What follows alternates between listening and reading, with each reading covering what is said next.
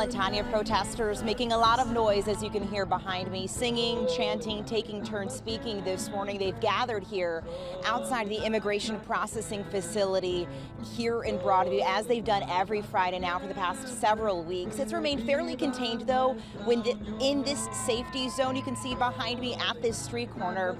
New this morning, we are getting more information from the Department of Homeland Security about recent violent run-ins with federal agents over the past few days. We gather together this morning for liberation. Woo! On this chilly morning, protesters bundling up to protest Operation Midway Blitz and the recent immigration crackdown in the Chicagoland area. I feel that we're creating huge wounds, not only for the people who are being detained, but for the ICE officers who are doing these horrible things. I feel terrible for everybody. DHS says Wednesday was one of their most violent days on the job at Ogden.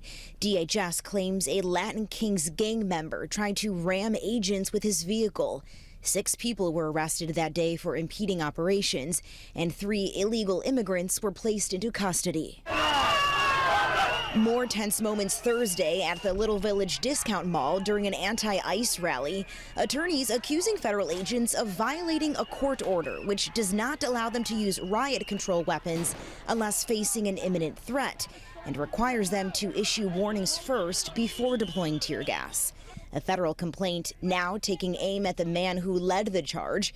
This image of Border Patrol Chief Gregory Bavino appears to show him throw tear gas, quote, without justification, according to the complaint. Federal agents started acting aggressive, pushing the protesters away. Again, it was all peaceful protesters. However, DHS says the group of about 75 to 100 people began firing commercial artillery shell fireworks at agents and throwing rocks, adding that Chief Bavino was hit in the head.